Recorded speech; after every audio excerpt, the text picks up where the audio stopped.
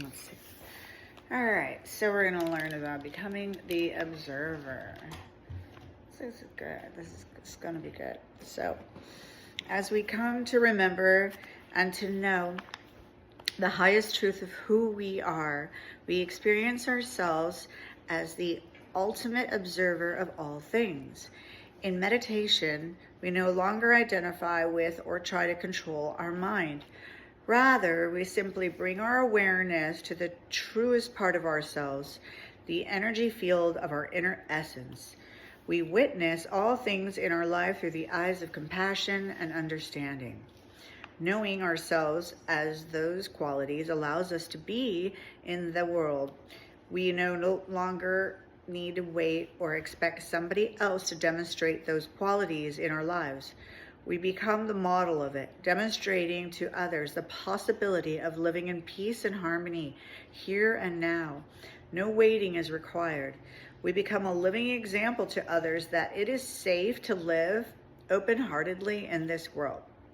Oh my gosh, how beautiful is that, right? Like, just the concept and the visualization, if you can bring that into your mind's eye, as like, I'm reading these things, like, see yourself in that energy field, in that vibration, and it's just so lovely if we could just stay there, right?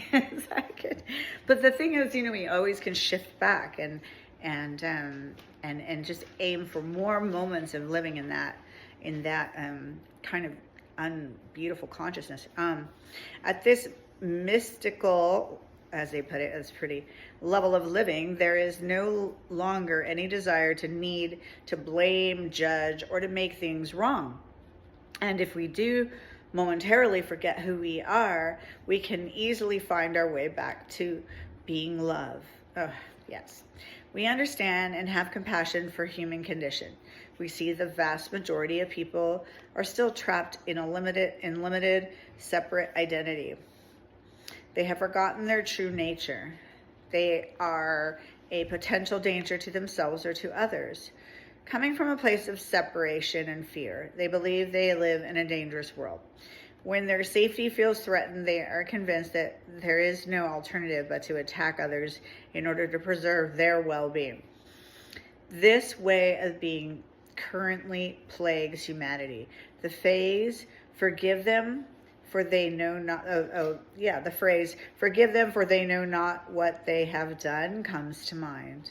We might add to this by saying, forgive them, for they know not who they are.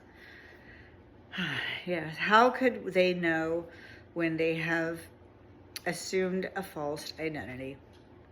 So that false sense of self is all the fear and all of the walls and barriers we put up, and as when we inventory, we come to know selfishness, the self-seeking, the dishonesty, and it just has all these different the character defects are manifestations of it, right?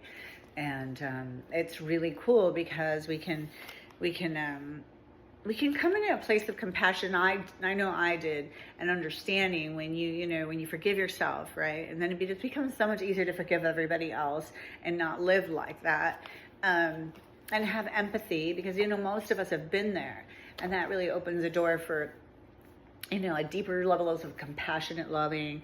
And when they talk about here, the natural state, I think of the natural state is like your divine loving. And like when you're a child, and my niece is just watching them and playing in the awe and the wonder and the splendor of just doing the simple things in life, like making something, or singing a song, or hearing a song, or watching my dog run and play, or kids run and play, or adults run and play, like taking a walk, just being present to the moment of now, and just being the observer. And I used to just go to malls or places where you can just sit and watch people. I know Dustin Hoffman, a famous actor, used to go on the buses, he said, so that he could learn and observe people, and he became like basically award-winning character actor because he watched the little innuendos, the way people connect and build character, and then he could tell stories in movies really well.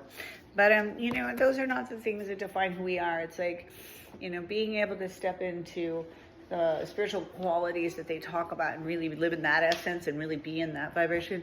That's like what I feel like we all like get to. And I love that this chapter talked about, this paragraph in the chapter talked about like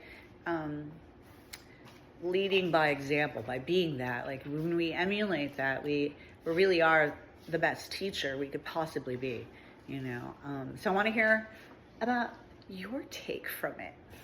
Why don't you start? Yeah, my take is kind of the staying present of it all.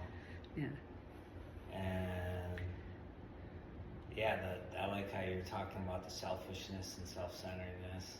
Because even when I talk about like the work that, like, I was sharing with these guys about my character defects, but they're better than they used to be, and I don't take credit for it. It's because I got that little taste of peace. And it's like, as much as I used to hate all those sayings, it's like that selfishness, self-centeredness, self-seeking, and practicing remembering that, because when you're there, it's like, if I'm getting upset with someone else or a situation, what does it really matter in the big picture of things? And what it matters to is like my ego, are my fears. Can I offer, like, for me, I mean, often the things that that get me upset when it's in someone else, it's often because it's something I'm still working on, right? Or it would pass a lot easier. Like you could be the neutral observer a lot easier, right?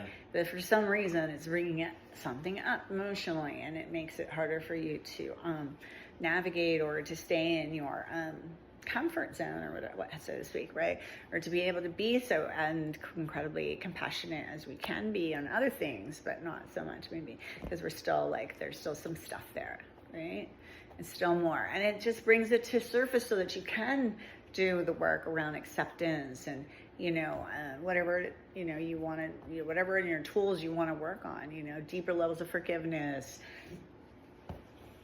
Yeah.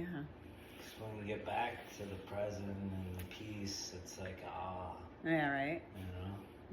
That's it's like drugs and alcohol used to do that for me. And then but it would lead to me, it would only work for a split second. At the end, not at all. Right. But it would make me completely present for a second, because there'd be that moment where I was just like, But then my addict mind would be like, yeah, but it would be better if I had a little more. And I mean, that carries off into my life. I get those lessons now. If I start daydreaming or thinking about things too much, it's just like, if I get what I want, I just want more. But when I'm just right where I'm supposed to be and present, like everything's okay. So like you were saying, going back to that, you got a place to go back to that's working. Or I do. And then it's just opportunities to grow and build on that. New by getting out into the world and doing things, you're giving yourself opportunity on unexpected adventures and new lessons to learn, right? And unlimited possibilities.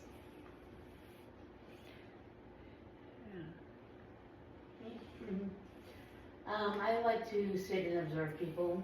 I like to call myself very compassionate, and I think I have a lot of patience.